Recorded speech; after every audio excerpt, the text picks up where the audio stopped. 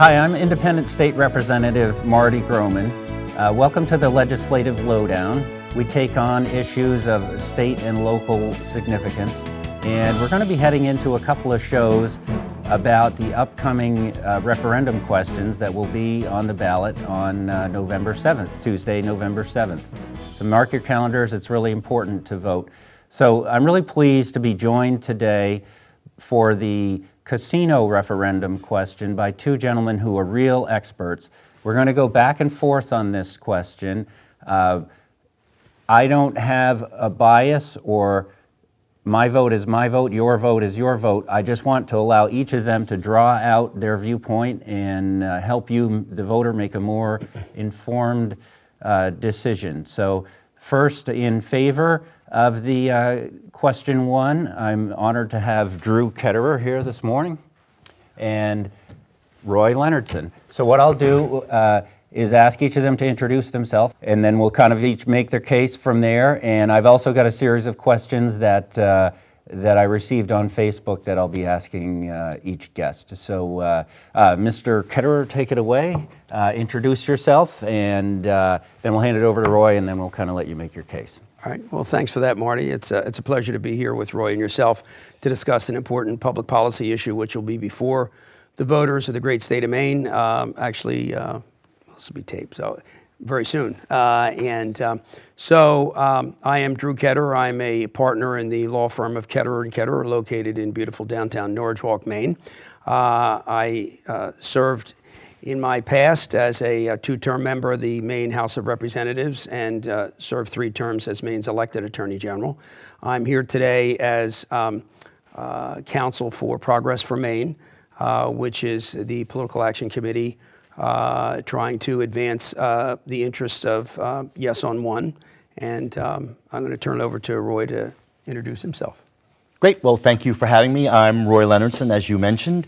I actually grew up in Waldoboro, not Florida, like my opponents would like to say. And I actually worked for the legislature for 10 years. At the same time, representative, I think at the time, Ketterer was serving. I staffed the Legal and Veterans Affairs Committee, which actually handles the casino issues, and then was chief of staff in the Senate Republican office. And then after that, after 10 years in Augusta underneath the dome, you get that dome rot. I think, Representative, you know what I'm talking about. So I got out of there and started my own company. And so right now I'm the treasurer of a Bad Deal for Maine PAC, which is the Vote No on Question 1 organization, and I'm happy to be here. Good, good. That's a great intro, and what I should have done is read the question, so I'm going to do that now.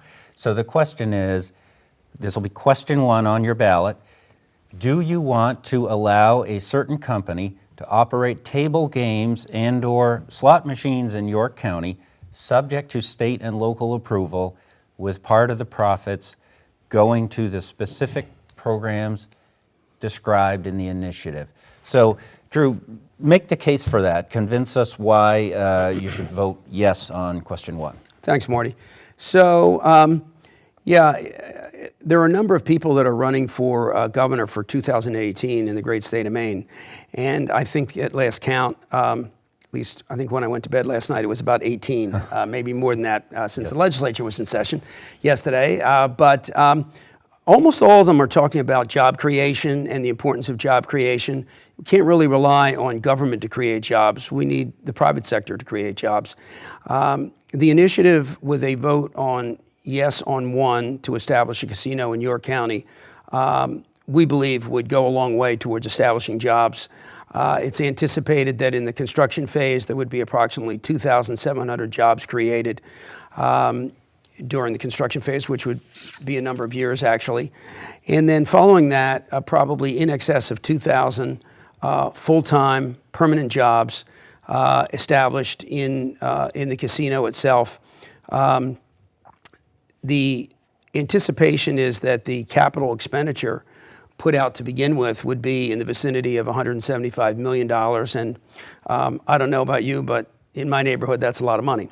And in addition to that, the spin-off economic activity for local restaurants, hotels, virtually every aspect of a going business right now would be enhanced by the number of people in the state and the number of people coming into the state for use of what we hope will be a four-season destination location where, which would considerably enhance tourism, not only in southern Maine, but for skiers going up to Sunday River or Sugarloaf, or people going through in the summertime, in the fall, the coastal regions and the like. So for all of those reasons, it would create a lot of jobs. And then secondarily to that, it would generate a lot of revenue, tax revenue believed to be about $42 to $45 million per year. And they're estimates, but they seem like fairly reliable estimates, and that's without raising anybody's income tax, property tax, or sales tax. So that sounds like a pretty good deal, and that's why I support yes on one, and I hope the voters will too. Well, that's you make a good case, Drew. Essentially, you're saying a big investment, jobs in construction. Permanent jobs upon completion of the project. I mean, how do you come back to that, Roy? What's your take? Yeah, a couple things. First of all, thank you. I think, first of all, the one thing I am grateful for the yes folks is it's the first time in the history of Maine that Democrats and Republicans have agreed almost unanimously across the board. You mentioned the governors. I think all 18 of them are opposed to this casino, and I think that's worth noting on that front.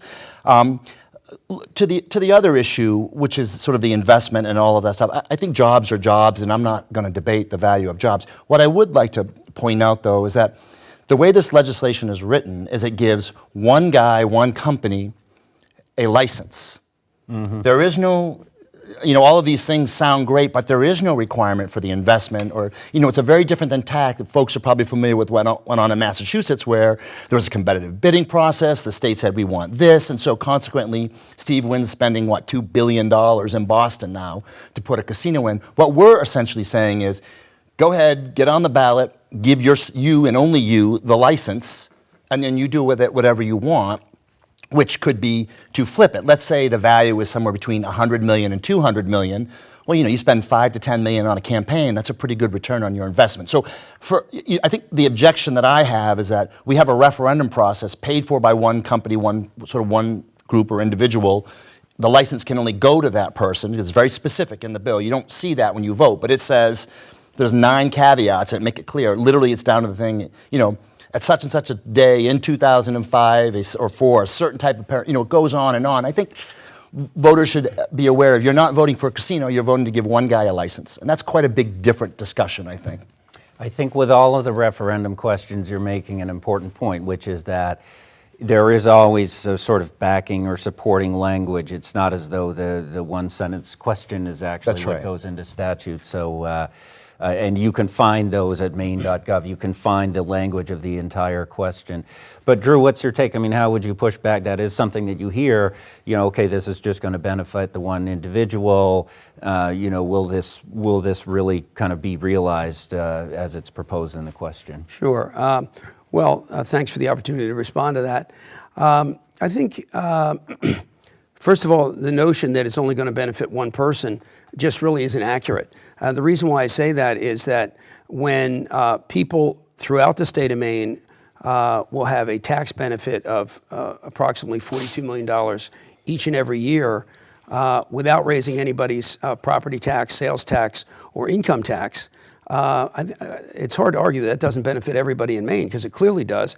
And also that the same statute that you referred to, that's too lengthy to read and is not on the printed ballot itself, provides for a cascade of revenue that goes to the harness racing industry, goes to education, K through 12, goes to assist veterans, the elderly.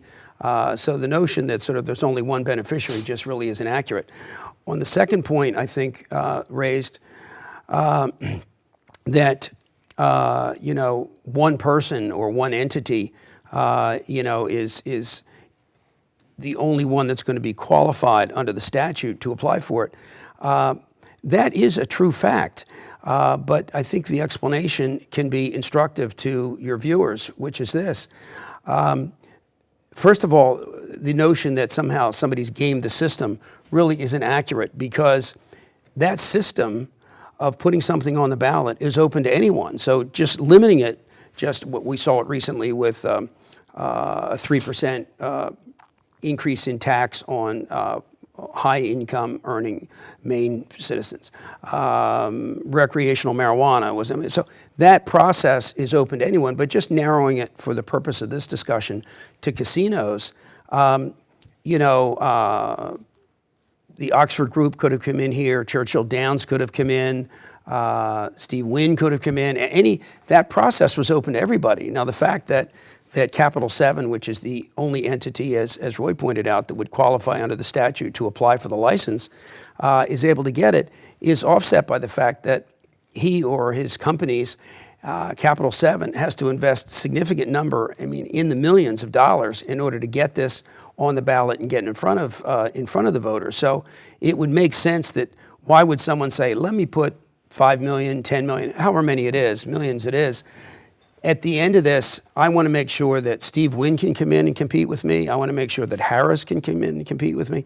That really wouldn't make much economic sense. I mean, and it'd be the same if one of those other entities said, we're going to establish a casino in southern Maine. I wouldn't expect them to say, and when we're done, let's make sure that there's open bidding so that everybody can bid. I just want to spend the 10 million to get it on the ballot. That really doesn't make sense.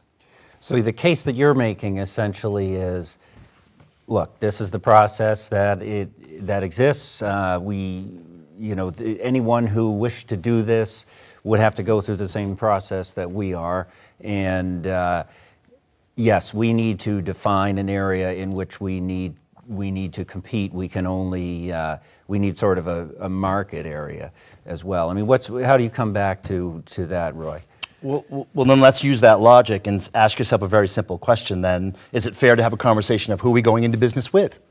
If we can only go into business with one person, let's have that discussion. And, you know, if you go to wickedshady.com, sorry about that, you can see it out there. I think it is completely reasonable for voters to go to wickedshady.com and take a look at Capital 7 or the individual owner and say, okay, accepting what you say is true, is this the kind of guy we want to go into business with? And I think, you know, from my perspective, it's obviously a resounding no, but go ahead and read for yourself. There's stuff from all over the world, literally, where there have been problems. And you don't have to go all over the world. You can literally stay right here in Maine and look at the Ethics Commission now and the violations.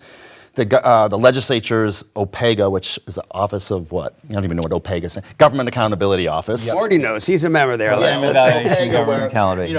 Literally, this organization chose to investigate them, and then that no one showed up. So I think we already have a record of some folks that are going to do business in a way that's not really conducive to Maine. We're fortunate in Maine. We have two publicly traded firms that own Penn National and Churchill Downs. You can think what you want about them, but having that marker of a publicly traded firm is a safety net for the state of Maine, because it's one thing for the state of Maine, the Gambling Control Board, to try to monitor this stuff, or the Ethics Commission. It's quite another to have the SEC breathing down your back. So I think from my perspective, you have these two significantly publicly traded firms that people are familiar with and a different standard, and we have a group or folks that we're going into business with, if this passes, that really have a shady past that is completely sort of out of step with what we've had here in Maine so far. So that's my argument. So basically, the Bangor and Oxford casinos are owned by publicly traded entities. We're looking at that. We feel more comfortable about that. The individual behind this effort, who I think helped get those off the ground, but maybe has a bit of a checkered past. Now, I want to make sure, by the way, do you have a website for your Yes on One effort? Yeah, Progress for Maine. Progress for Maine. Okay, so we can viewers can kind of visit both of those websites. That'd be great. Right, that is something that you hear. Mr. Scott is under investigation in various jurisdictions, and how do you push back on that? Well, simply stated, there are a lot of checks and balances along the way. As Roy pointed out, a publicly traded company has, in addition to the ordinary things, the SEC, and that's accurate.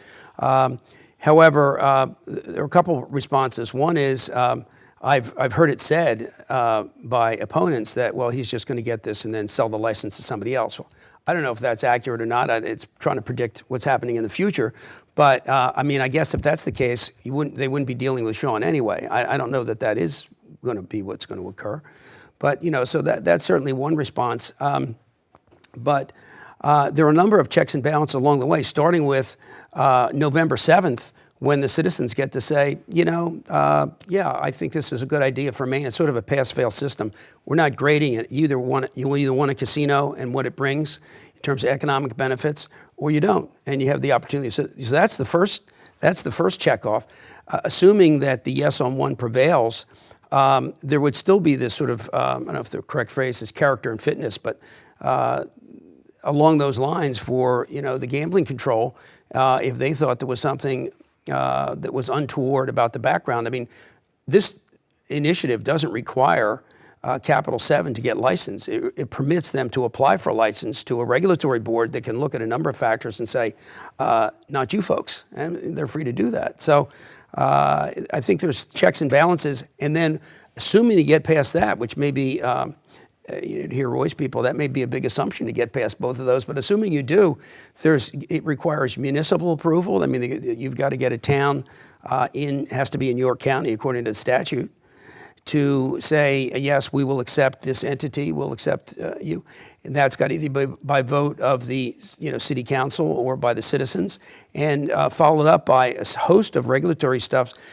These casinos deal a lot in cash, so there's an IRS component, there's a State Bureau of Taxation component, Maine revenue. There's the licensing end of it. I mean, there's a whole host of regulatory things that are in place in Maine to safeguard against somebody who shouldn't be running a casino running one. I just get this feeling that you've ordered a lobster and they serve you a tofu burger when the meal comes. I just think my concern is, and I guess I'd go back to 2003, was Sean Scott eligible for a license in 2003 in the Bangor facility? And I think the argument can be made, and it's certainly evidence, that no, he was not. So I don't know if something happened 13 years from then to now where he will be miraculously deemed to be eligible, but your folks and your friends, the Attorney General's office and others, did a pretty thorough job back in 2002, 2003, looking at his record. And one of the reasons it was passed on, people believe, to the Penn National folks is the question of even eligible as you raise for a license. I don't personally think so. I know there's people smarter than me that will make that decision. But the question of eligibility for licenses have been raised in Louisiana, Nevada, New York, and so a fairly robust group of folks have looked at Capital 7 or whatever group they're operating under and said no. So again, I just think you're ordering something on the menu, you have no idea what you're getting. It just seems like a bad deal. I raise the questions. And again, I think voters should take a minute, and actually Progress for Maine has the bill right on their website, and take a look at it, and then go to wickedshady.com and look at the record.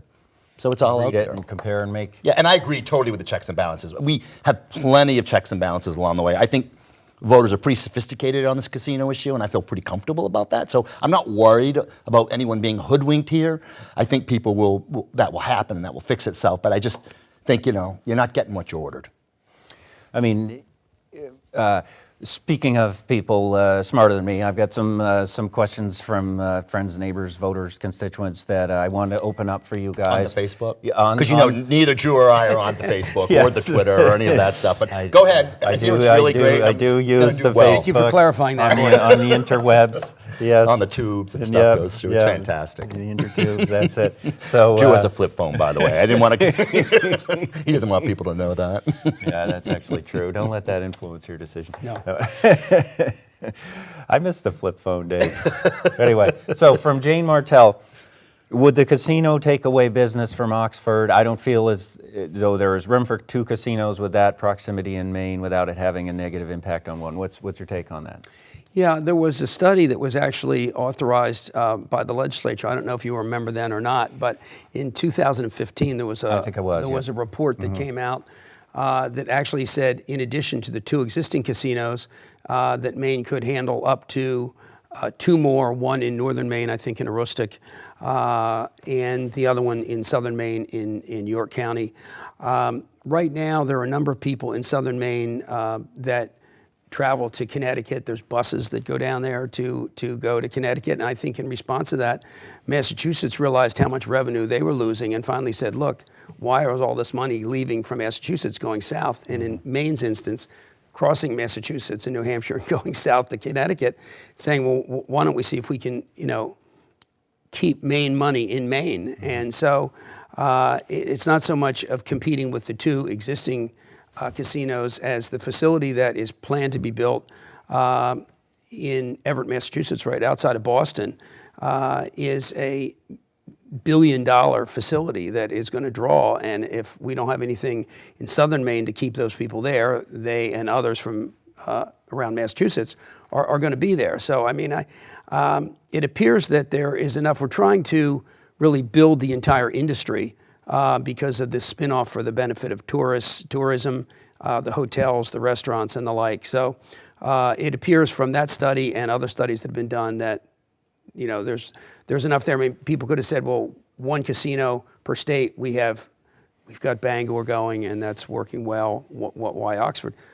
Both of those communities and the surrounding areas have done fabulously with those two facilities. I mean, and some of the people have said, well, maybe your estimate, the group's estimate of $42 million in taxation, maybe that's too rosy of a picture. Maybe it's going to be 41 million or 37.8 million. It's going to be a whole lot more than 0 million. But if you look, we're not economists, but if you look at the two facilities in Oxford and Bangor, they have done remarkably well, and all of the area around there has benefited from it.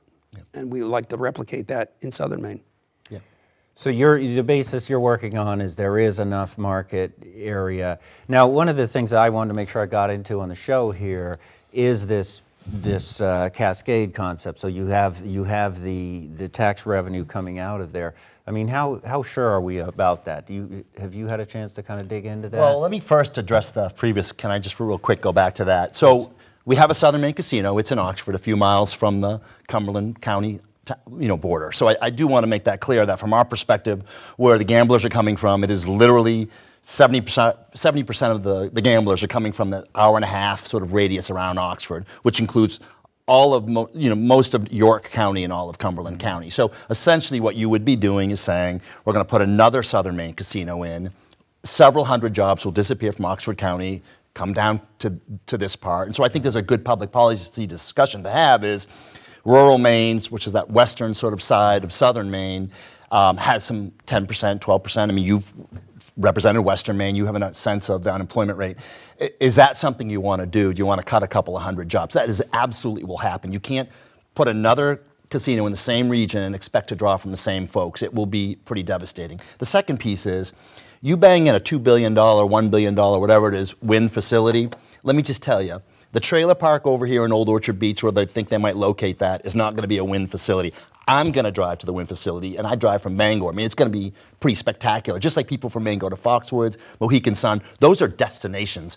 That ain't happening. That's not going to happen here, no matter who. It doesn't support that. So I did want to say that. As far as the cascade, and you are legislators, I actually staff the committees. I find the cascade the most offensive thing on the planet for anybody. I don't care what it is. I think the legislature every 2 years should decide exactly where the money goes.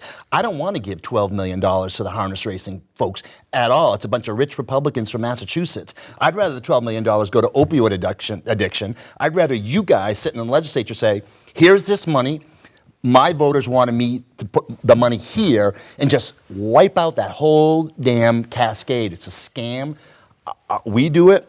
It's everywhere. You've seen that. They just pick away at your ability to make decisions by dedicating that money. So this is not a direct assault on the yes folks here, because this has been going on for a while. But I think as legislators, and I'll shut up and let you two weigh in on that, it's your decision. Every 2 years, you set the priority spending for Maine, not a bunch of people who put something on the ballot, no matter who they are. So that drives me crazy. Just before we get into that, so people can make an informed decision on their own about this cascade, is it broken out? Is it on the Progress for Maine It is, site, and or the it is. But a brief summary is that Roy has correctly stated that the harness racing industry receives a significant amount of push in the arm of cash, infusion of cash. But so does K through 12, and he mentioned about drug addiction. There's actually one of the cascades is for drug addiction. I'm thinking primarily opioids is from what we hear right now, but it would be drug addiction generally, as well as the elderly and veterans and the like. So just in specific response to that, but I think the larger issue that is raised by Roy's comment is gee, I mean, he called it a scam. It's not a scam. It's in compliance with Maine law. You're permitted to draft whatever you want and get it on the ballot. The Secretary of State has said it's properly on the ballot for citizens to vote on.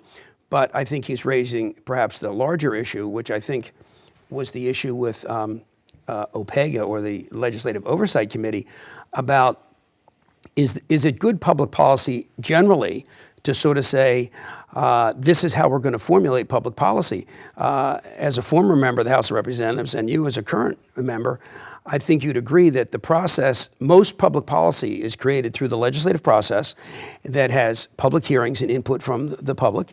It has an opportunity to have committee amendments to a bill, to add a paragraph or delete a paragraph, and House amendments, Senate amendments, debate on the floor that's public debate, unless it's, 1 or 2 o'clock in the morning, which sometimes the legislature does, as I'm sure you can testify to.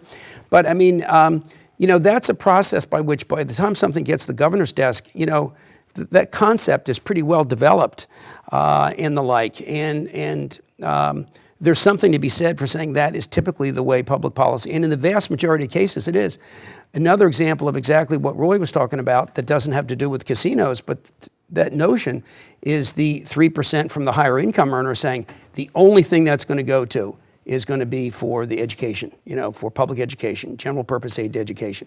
That is the only thing. If the legislature wants to use it to do some very noble act, they can't use any of that money. Now, it turns out the legislature came in and repealed the citizen initiative that was passed. But I mean, I think that is, that's a viable concept. And I can't say that I disagree with the notion that if money is generated, it goes to the general fund, and then members of the House and Senate say what piece of the pie if you see a cascade, gets delivered. If you see a cascade in a referendum, it's bribe money. It's literally trying to buy voters. That's all it is, plain and simple. I'm sorry, that's how I feel. I'm willing to back that up. But literally, you create a Christmas tree list and say, come on, kids, grab your gifts and then vote for my bill. Everyone does it. It is not just these guys. This has been going on for years, where they use the cascade as Christmas. Well, I would object to the notion that it's bribery. Bribery is a specific criminal act. Well, you're a lawyer. I'm a loudmouth. I can say what I want. But I'm a lawyer 24 hours a day, not just when I'm on the job. But the point is, so I mean, you would read the question and say, okay, well, that's a lot of, and I generally have this question too. So this is something I wanted to make sure I asked. I'll see the advertising, and I'll see property tax relief and so forth. I mean, how sure can we be about that, and how genuine is that? Because when I kind of delve into the numbers, it looks like a lot of money, but actually when you dig in, is that really there? That's an excellent point. And it is what it is, so to speak, and the statute talks about, the proposed statute to be enacted if voters vote yes on one, says what percentage of profits of table games and of slots. Evidently, most of the money is made on slot machines, from what I now understand. I like Wheel of Fortune, by the way. Make sure you have that. You watch that from your living room. It's just this. Oh, no, the machine's pretty good. Okay, all right. Well, in any event, those percentages are set out, and there's been some translation into what that means into dollar bills. But when you say nothing else can be done about it, ask the people that spend a lot of time getting the 3% on the ballot. The legislature came in and said, not so fast, we're not going to do it that way. So this is not a constitutional amendment, it's a statute.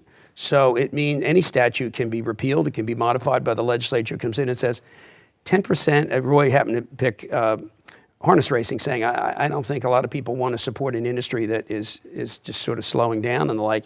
If that's the case, the lawmakers come in and say, we're going to make that 1/2 of 1%, or we're going to make it 0%. I mean, that money can be reallocated by the legislature, and they have the lawful authority to do that. And so its purpose is to convince people to vote based on this laundry list of Christmas items that you can receive if you vote for it. I cut the word bribe out that time. Good. I'm happy about that. I mean, the argument is a valid one. I think it's coming back to, if I'm understanding you correctly, is this the right decision for Maine, for Southern Maine? Is this something we want to have? Yeah, there's potentially revenue that would be realized, but is this the way that we want? Hey, and let's talk about Biddeford, Saco area just generally. You know, we grew up in Portland, over in Pine Point, and you know, Biddeford's changed a lot in the 30 and 40 years, all for the better, in my opinion. There's a lot going on here. I think what's going on at Saco Island over there is incredible. The Amtrak. So, you know, from I guess my view of the Biddeford-Saco area is very different than where things are. So I think they have already discovered the formula for economic development. And it isn't just tourism anymore. I mean, you have a whole slew of entrepreneurs now that are settling in right into your area. So, you know, I think the future looks good. I'm not sure a place that's already plagued with labor shortages in the tourism industry, right? You have H-1B visa people coming into your hotels. I just think, I'm not sure it's even the right strategy, but you're essentially saying, Oxford County area, which suffers, we're going to have them suffer a little bit more and move those jobs down. I mean, I think that's a policy decision. I'm not sure it's particularly relevant, but I think I see Saco Biddeford in a very different light now in terms of what's going on here and what's really happening. That's just my opinion. This is actually a good question I had from Kathy Russell about job creation, and I guess you spoke to that already, but as far as wages and benefits, have you looked that far ahead? Yeah, I mean, these are good jobs. If you look at again, you could say it's speculation about what's going to happen and what people are going to get paid and the like, but we've got two very good examples in Bangor and Oxford, and those people have good jobs, they have benefits, they're paid well. The people that have those jobs, they buy cars, they buy houses, they go to movies, they hire babysitters, the list goes on, and that money gets recycled throughout. And yeah, they're good jobs that pay good benefits, and the other two locations are doing that, and that's what the location in New York would do as well. But I mean, Roy is right. This area economically, Biddeford-Saco, is jumping. Things are good. Certainly there are people out there that need help and are looking for opportunities. But broadly speaking, I mean, I speak to a lot of employers who are facing a workforce shortage right now. I mean, how do you come back to that? Well, I'll tell you something, and this may be of interest to your viewers. You know, the community colleges do have programs that have to do with hotel management and service industries and the like. So this would be something where there'd be an excellent opportunity to have a partnership between a private company and a private entity that's going to be needing people and going to community colleges. There are state of Maine run career centers where people go in and say, gee, I don't know how to write a resume. How do I do that? You can coordinate those efforts with those. You know, not everybody's going to start out being a VP of advertising, but there are opportunities to start out. Millennials are. They all start off as vice presidents. Is that how it works? Yeah, all of them. Not my neighborhood. You're just jealous. But you know, there'd be opportunities for advancement going through, and there's a whole host. It's not all just, well, we need people to change bed sheets. Who's going to want to do that in the hotel portion? Who's going to want to serve drinks and the like? I mean, there's going to be a lot of jobs other than just service jobs, particularly all the regulatory stuff that I mentioned earlier in your program that has to take place for jobs for accountants, for bookkeepers, for office workers and the like to keep track of the income, the money, the expenses, and all that type of thing. So now, how can we be assured, Drew, that this will genuinely be a nice facility and not a cement block structure? Okay, well, first of all, now you are a sitting member of the House of Representatives asking me for a guarantee. Now you should know better than that. Okay, but you could put a bill in December. There's no guarantees certainly in life, but a lot of the attraction would come from having people come here as a destination. People say, well, who's going to go to a casino as a destination? But I'll tell you something. I'm a former president of the National Association of Attorneys General. The group has a presidential initiative every year. 2 years ago, in May of 2016, another Marty Jackley, the current and then Attorney General of South Dakota, was having his presidential initiative. You fly into Rapid City and then you go to a place called Deadwood, et cetera. And you know, as a former president, I go to that, and it drew a number of attorneys general and former attorneys general and staff and everything for his presidential initiative. It was 3 days long or so. You get out of the automobile, and the location they give you was a hotel that had a casino on the first floor. Now, I wouldn't ordinarily think of, I'm going to go to a casino in South Dakota, but you know what? I went to one. I stayed longer and saw Mount Rushmore, and I spent money, and I bought souvenirs, et cetera. And the same thing can happen here, but it can't happen if you put up a tent and stick slot machines in it. It's only going to happen if you invest the money to have a world-class facility that can have concerts, draw conventions, draw people from other states other than right here. Just the same way I was drawn to South Dakota. It was in a casino. It was a great conference too.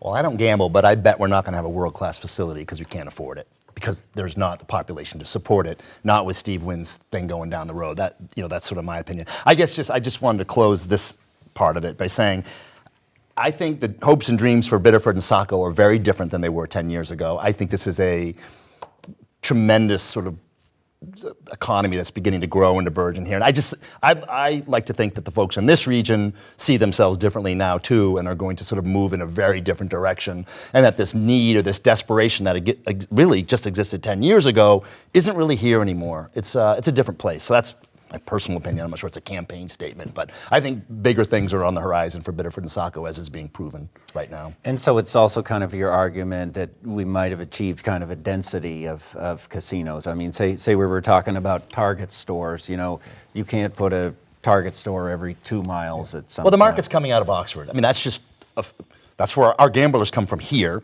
So they're going to, generally they don't want to, if they can drive an hour, that's great. That's sort of the goal. Hour and a half, that's where. So, I mean, the public policy issue is half of the jobs will disappear from Oxford County. There'll just be a replacement because there's, Massachusetts is going to have 3, maybe 4 casinos for 5 or 6 million people. Mm-hmm. We already have 2 for 1.2 million. So there is a saturation issue. I'm not an economist, but I can do math. I went to Madomic in Waldoboro, we had math, and I just don't see the math even working, but that's a whole nother issue. My thing is I just don't want to go into business with these folks. So, then you would counter, notwithstanding the business questions, Drew, you would say, look, we're going to have a market because our facility will be such a destination that it will draw. That's correct, and that will benefit a lot of other businesses in the same region and outside the region as people come for tourism and they stay longer, or they arrive early and they do leaf peeping, or they do sightseeing of lighthouses, or they go skiing, or other activities that are well known and in Maine. Have you, Roy, been involved with other ballot initiatives, or can you think of one? I mean, yeah, a lot. Okay. And I mean, as far as sort of how this one is proceeded. Oh, it's a definite. I could defer to the past chairman of the Ethics Commission. This is definitely a different breed of cat here that we're dealing with. I mean, $4+ million to get on the ballot would be a record times 10. I mean, a lot of money was spent. It's a very different process. So I've never seen anything like it, and I think neither have voters. So, to that, I would respond that the process is the same. It's established by state constitution and by state statute. And the Secretary of State, Matt Dunlap, has said that this matter is certified and properly before the voters on November 7th. And he's a pretty reliable Secretary of State, and if he says it's properly before the voters, it is. And an informed voter who's looked at all the issues in connection with this, including job development and the like, can make an intelligent choice, and we think that's to vote yes on one. So I'm going to kind of sum up the arguments as I've heard them, and then kind of let each of you make kind of a closing statement. Sure. And so I think, on the sort of pros and cons, and you can see the websites there on your screen, the question is this a choice that's right for Maine economic development? Will that economic development be realized genuinely? And then if it is, will that money that flows from there be, find its way to the areas that we want it to find its way to? And I think you've both done a good job kind of outlining your viewpoints and I think really helping people make a more informed decision. So we'll just go in the same order, Drew. I mean, if you kind of making your case, your elevator pitch, so to speak, just in closing, how would you do it? Thank you, Marty, again, for giving us the opportunity to help inform the voters in Southern Maine who are viewers of your program.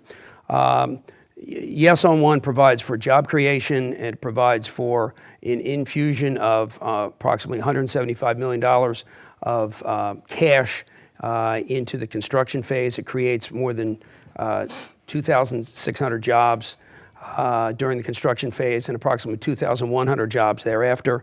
There will be benefits for veterans, for harness racing, for addiction issues, for the elderly, for veterans, for K through 12. It's a long list of those that will be benefited by passage of the initiative, which would be by voting yes on one. It's an excellent opportunity to have a world-class facility that people can come to all 4 seasons of the year and keep Maine money in Maine and keep and bring in money from out of state, which is, I think, sorely needed. I'm hoping that an informed electorate will vote yes on one. Okay. And Roy?